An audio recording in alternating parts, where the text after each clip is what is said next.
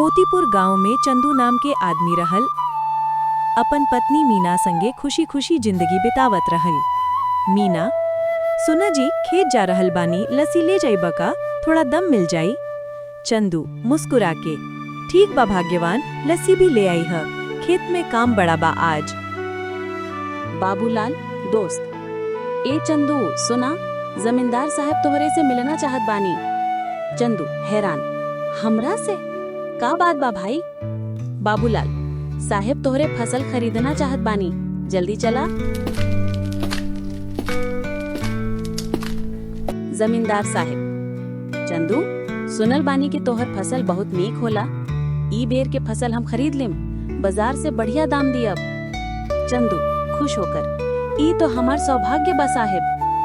जमींदार, ठीक बा, फसल तैयार हो जाए तब खबर दे दिया, हमरा लोग भिजवाइब काटे में मदद करे और तोरे घर पैसा पहुंचा दे। चंदू, जैसा आदेश साहब। किचन से आवाज मारते हुए मीना, सुना जी, खेत से अब लौट आई गई नी, सब्जी निकाल के ले जा, बाजार बंद हो जाई। चंदू थोड़ा मुस्कुरा के, ठीक बा भाग्यवान, बस सब्जी बेच के जल्दी लौट आई रात से पहले। मीना, हाँ, और सुना, लौना मत भुलैहा, आज रोटी साग के साथ बनाएब। चंदू, ठीक बा, अब चलत बानी। चंदू टोकरा लेके बाजार और निकलेला। बाजार में लोगन के भीड़, सब्जी मछली बेचाई चालू बा। चंदू ग्राहक से, ए बहिनी, ताजी भिंडी लेला, खेत से अबही तोड़ के लावल बानी। ग्राहक, ठीक बा भाई, आधा किलो दे दा। थोड़ा आगे बढ़ेला, मछली वाला आवाज लगावत बा, ए भाई, मछली ले जा, जल्दी घर जाना बा, 2 थैली 100 रुपए में ले जा। चंदू रुक के हंसत बा, 2 थैली 100 रुपए, सस्ता मिल रहल बा भाई, चला दे दा। मछली वाला थैली देते हुए, इला भाई, बढ़िया मछली बा, घरवाली खुश हो जाए। चंदू पैसा देते हुए, इला 100 रुपए, आज मीना से कहब मछली के साथ पकोड़ा बना द। मछली वाला मुस्कुरा के, वाह, बढ़िया भोज बन जाए आज तो। दोनों हंस पड़ेला। चंदू टोकरा उठा के बाजार से निकल जाला। थोड़ा देर बाद रात में घर पर, चंदू घर पहुंच के, भाग्यवान, देखा का लावल बानी। मीना थैली खोल के, अरे मछली, ई तो बड़ा नीक भइल, आज तो मजा आ जाए। चंदू, हाँ, हमरा मन में आइल कि तोहार मन भी खुश हो जावा। दोनों हंसत खुसुर फुसुर करत खाना बनावे लगेला। थोड़ा दिन बीतते फसल सोना जैसन चमके।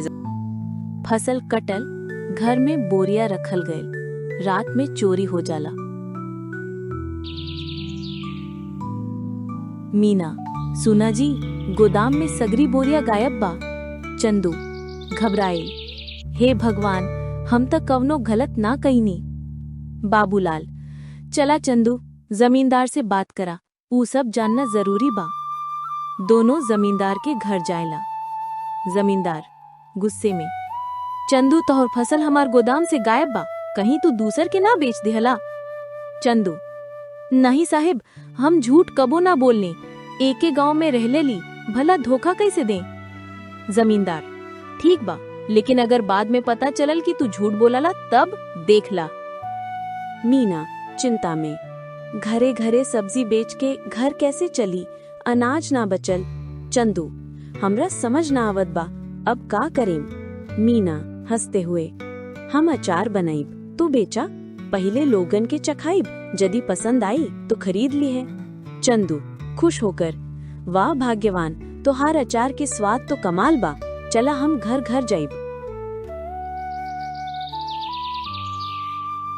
गांव वाली औरत, चंदू भैया, अचार तो बढ़िया बा, 1 किलो दे दा। चंदू, 150 रुपया हुई बहन। औरत, ठीक बा, ई ला पैसे। रमेश, अरे चंदू, तू अचार बेच रहल बाड़ा? चंदू, हाँ भाई, आपन मेहनत से नया धंधा शुरू कईनी। रमेश चख के, कमाल बा भाई, 1 किलो हमरो दे दा, देखा टोकरी खाली हो गई, सब बिक गई। खुश होकर, अब रोज बनाइब और दूर दूर के गांव में बेचब। अचार के नाम गांव गांव में। अब चंदू के अचार सब गांव में मशहूर हो गए। जमींदार दुकान देखकर, वाह, सब तुम्हारे अचार के तारीफ करत बाड़े। हमार घर में भंडारा बा, अचार बनवा दे 60 किलो। चंदू, जैसा आप कहेब। मीना हैरानी से, ई का फेरो चोरी? आह, ए हाली तो अचार गायब बा मटका में से। चंदू मुंह बना के, हद हो गइल बा, अब तक चोर के पकड़ा ही के पड़ी, चाहे जवन हो जाए।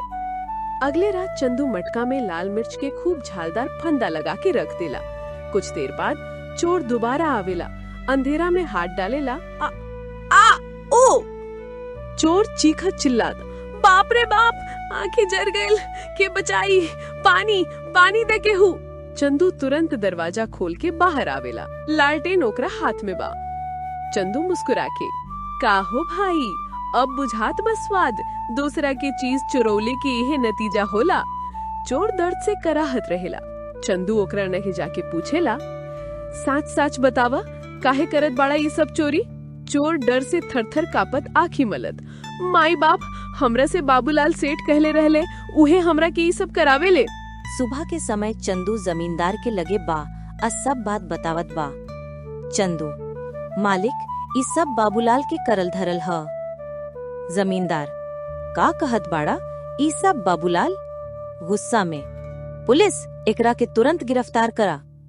बाबूलाल गोड़ पकड़ के गिड़गिड़ात, चंदू, हमरा के माफ कदा, अब ऐसन गलती कबो ना होई। चंदू गंभीर होके, गलती त हो गईल बा, एकर सजा त मिले के चाही। आज अगर तोहरा के छोड़ देब त काल केहू औरी चोरी करी। पुलिस बाबूलाल के पकड़ के लेके चल जाला। जमींदार, चंदू, तुहार अचार अब पूरा इलाका में मशहूर हो गईल बा, सब लोग एकरा के पसंद करत बा। चंदू मुस्कुरात, ई सब रौरा आशीर्वाद आ मीना के मेहनत के नतीजा ह मालिक। अंत में एह तरीका से चंदू आ मीना के मेहनत रंग ले आयल। उनकर घर गृहस्थी बढ़िया से चले लागल। अब उनकर घरे कब्बो चोरी ना भइल। आ चंदू अचार वाला के नाम पूरा इलाका में गूंजे लागल।